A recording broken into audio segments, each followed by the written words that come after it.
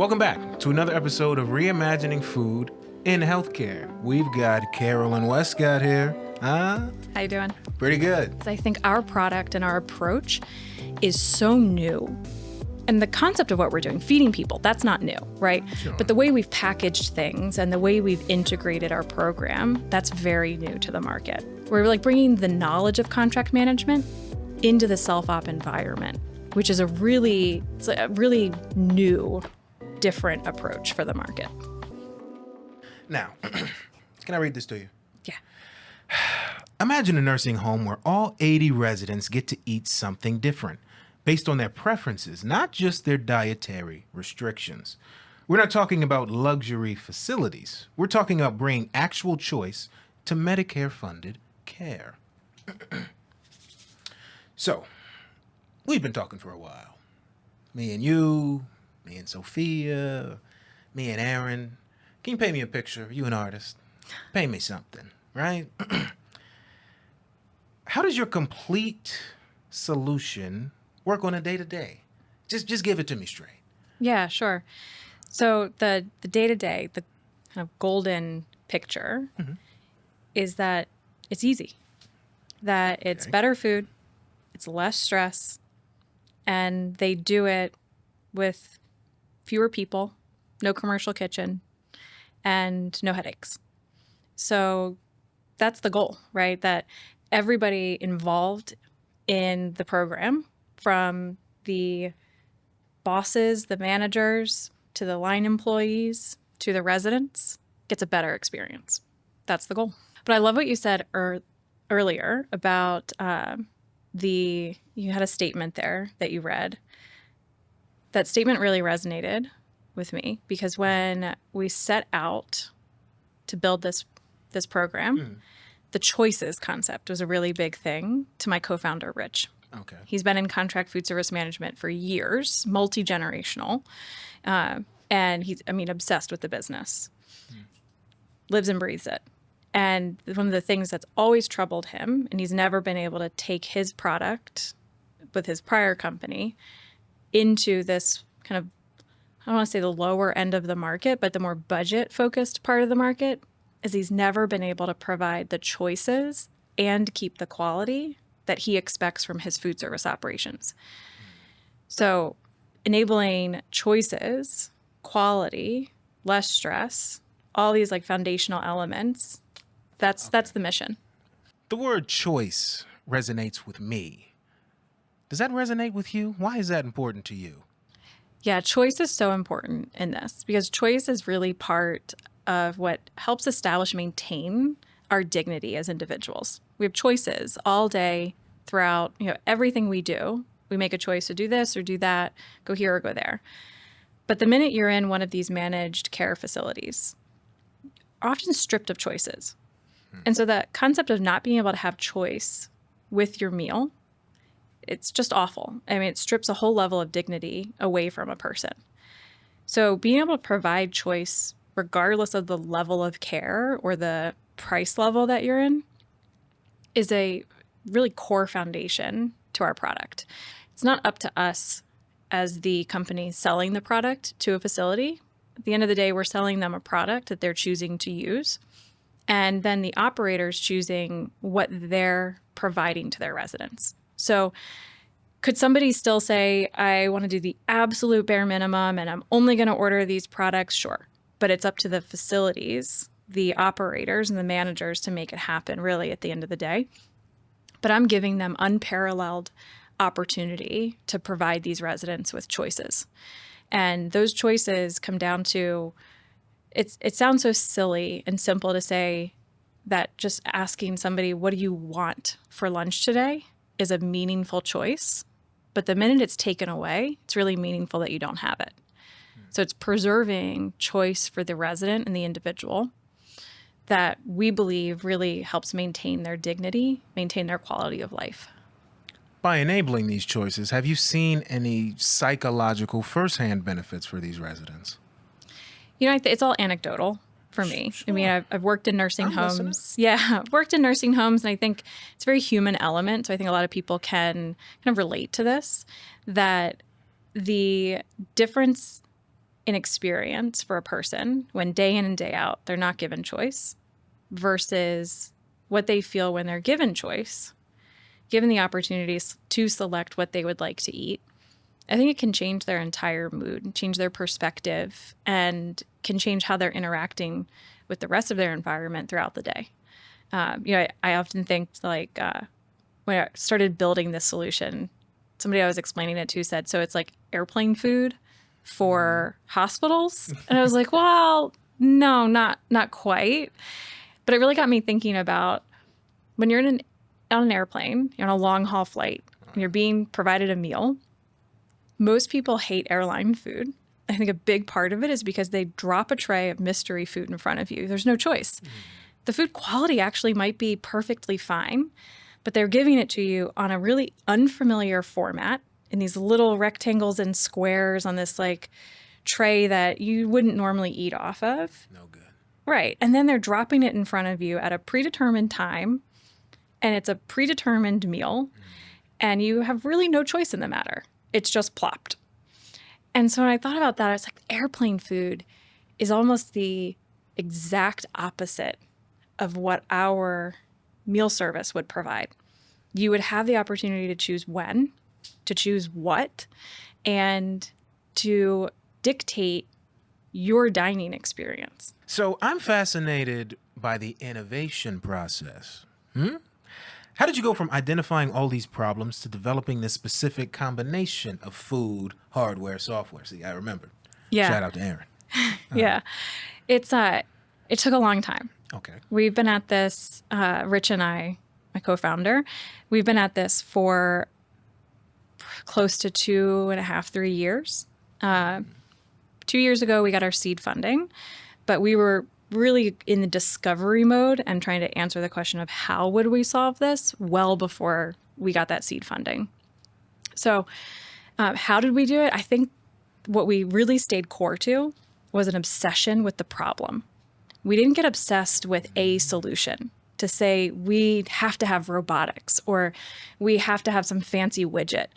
We kept coming back to, does this thing that we're looking at, this potential solution, is actually solving the problem that and the more and more we circled the problem, we realized we're really obsessed with this problem. And I think that core, that kind of center point, has helped enable us to have really strong product market fit here. Everyone I put this in front of, because this is a no-brainer. I mean, this is so obvious. This is so easy. Like, how did you get here? How did you figure it out? What they don't see is 2.5, 3 years of digging for solutions and really getting not only obsessed with the problem, but poring over the details of the solution. It's something as simple as our plate. You look at that plate, you saw it, right? Sophia showed it to you. Yeah, I remember.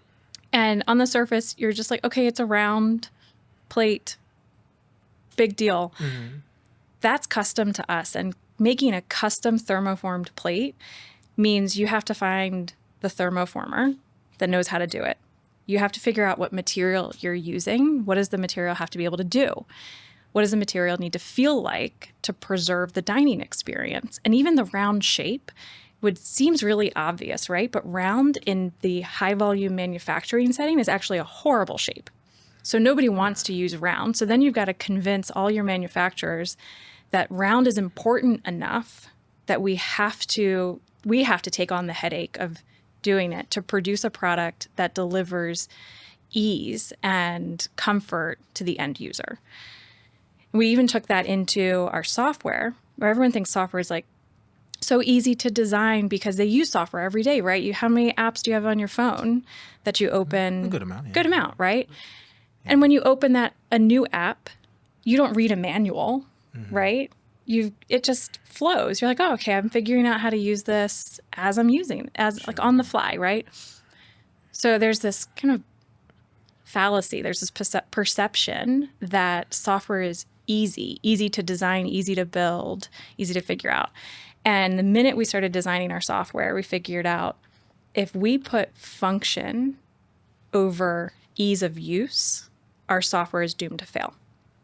That more important to getting the software to be used and well implemented was ease of use.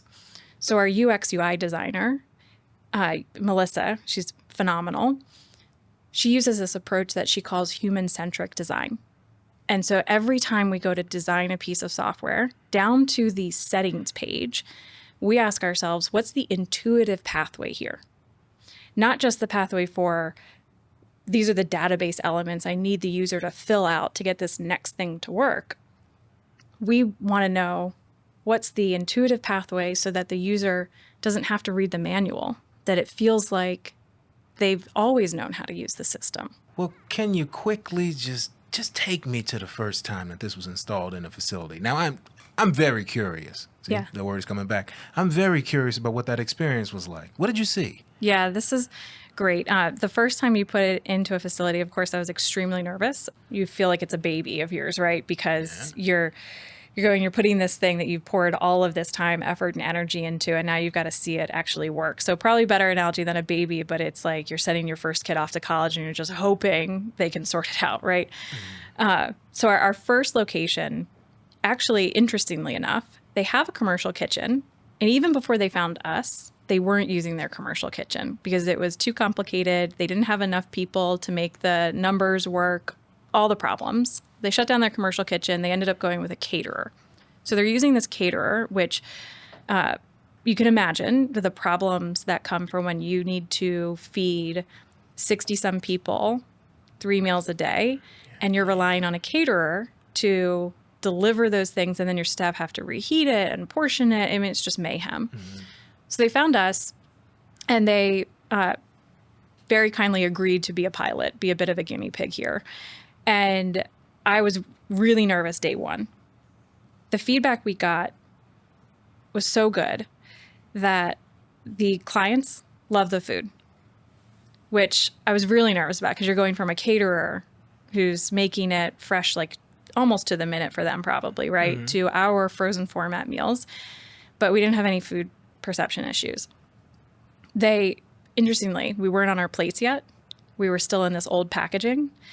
And so the biggest complaint they had, the diners, the people eating the food, was they hate the packaging. And so I was like, oh, thank God they hate it, because that means all of this time and effort and energy I've invested into developing this plate that most people would think is totally mundane is actually really, really meaningful because they hate this package. And the only way I can get individually packaged, ready to eat meals into these commercial institutional spaces is to put them in some packaging, right? You've got to package it somehow. So it really validated that it was worthwhile to develop the plate. So that was the diner experience. And now they're on the plates. They love them. We get text messages. Oh my God, this looks and feels exactly like a plate. I'm like, yes, we did it, you know? And then on the back end, the back of house side, we had staff saying that this is so easy. And they started calling our heating unit the spaceship microwave because you try and explain to a bunch of people, it's not a microwave. It heats in this other way and it's low and slow. And initially they're like, oh, it takes too long. But then they realize this is the same amount of time it would have taken us to receive the food from the caterer, reheat it, portion it correctly, get it out to the people. And if you have a commercial kitchen, it's taking you the same amount of time to cook that meal, right? To prepare it, to open up all the packages, whatever. So there's really no extra time that our low and slow heating takes.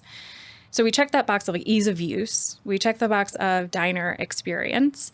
And then the question we got next was, what else can you do? If you can do this, can you help me track my inventory? Can you help me figure out compliance? Can you help me report on nutrition information now?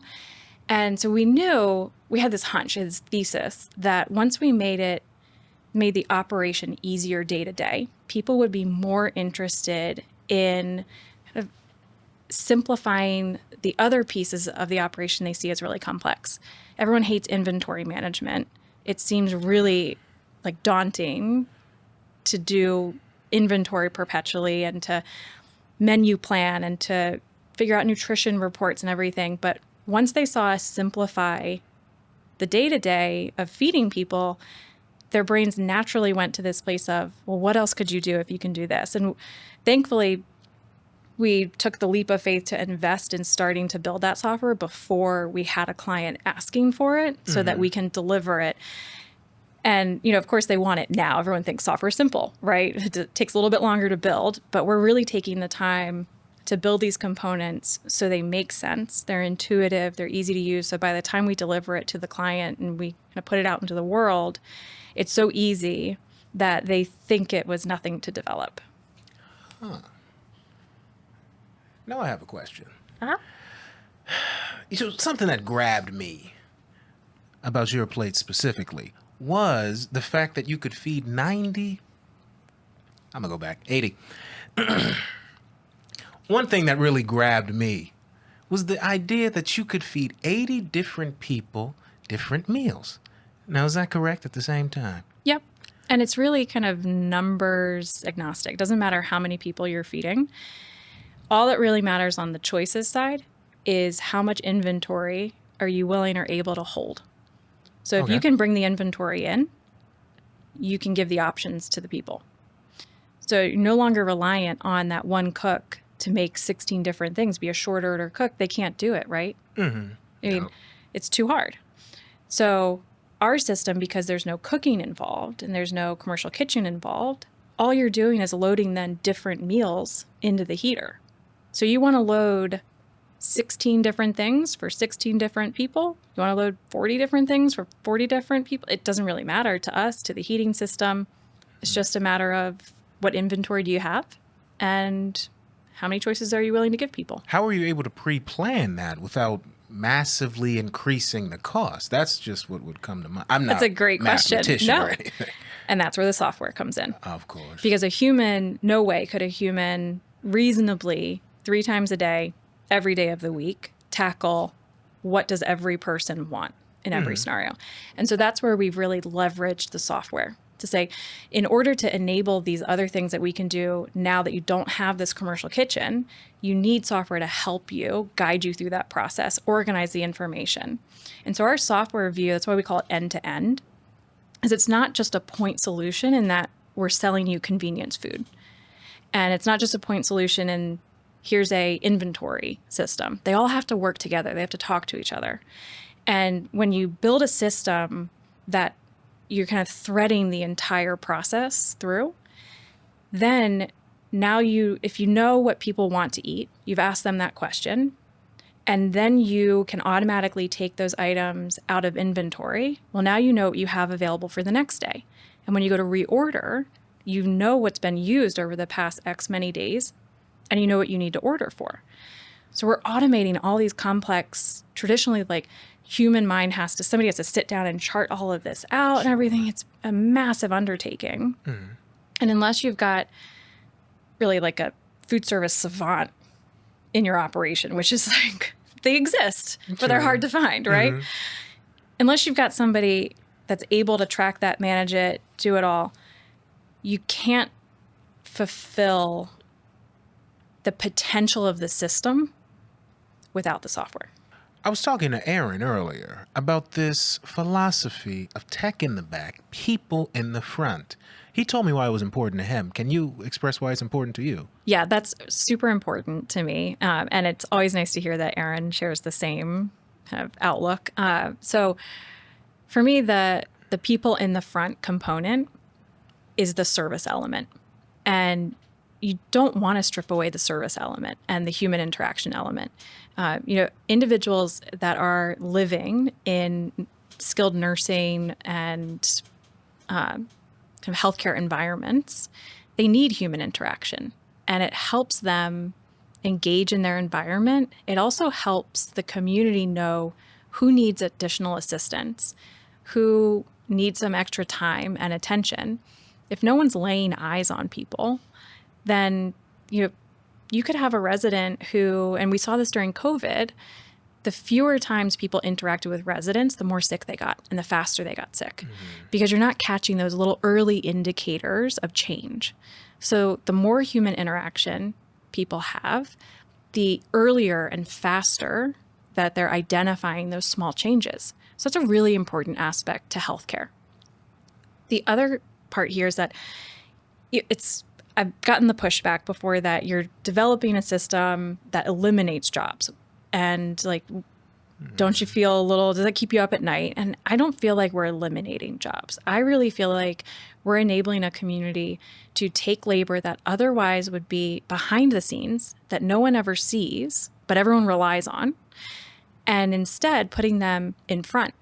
So now maybe your diet aide, who normally would be in the back of the house 90% of their day, is now spending more time with residents, circulating on the unit, asking people what their preferences are, what they like to eat, what they want to have, spending more time delivering each meal.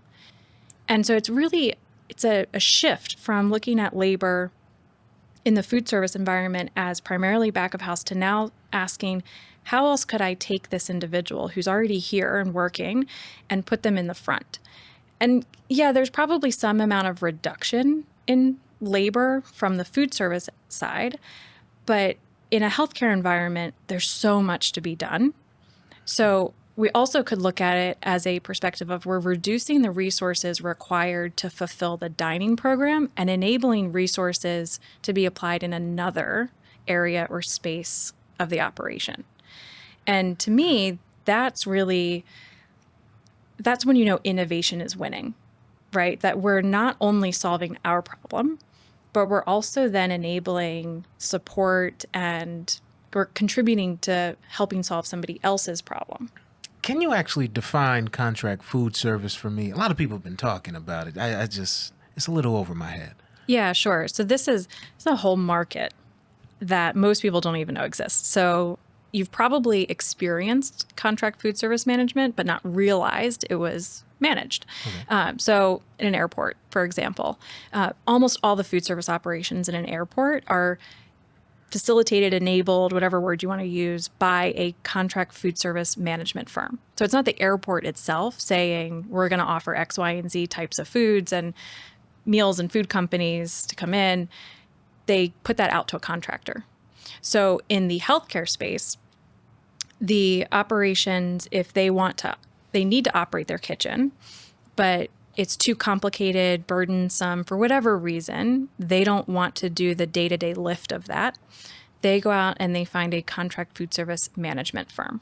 It's very expensive to do that though, right? You're outsourcing a massive component and there's a cost to it. Mm-hmm. Not all communities can afford that cost. So it becomes a very premium product to do that. Then on the other side, you have what we call self-op communities. And these are self-operated, so they don't use contract management.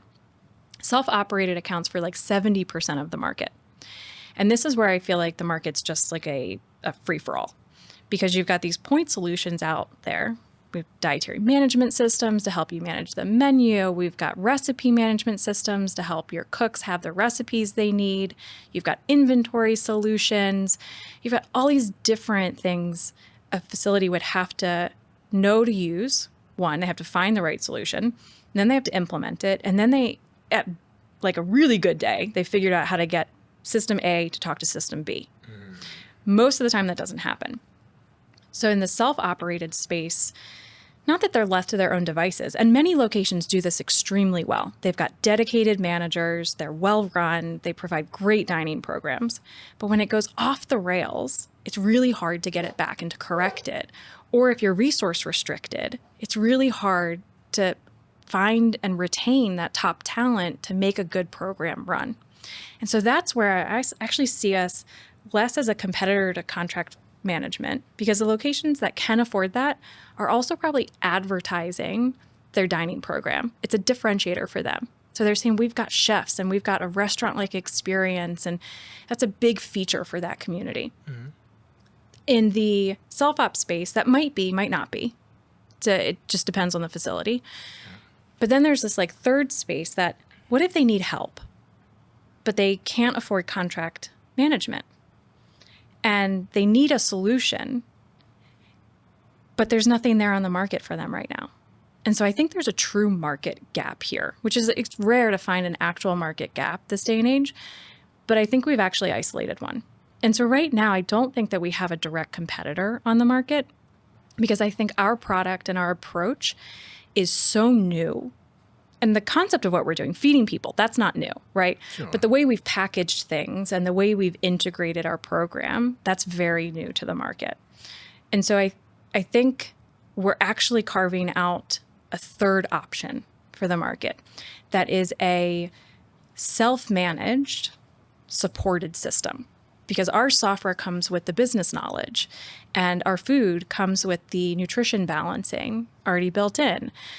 So you don't have to rely on your staff to figure out those pieces and know what system to use and how to use it.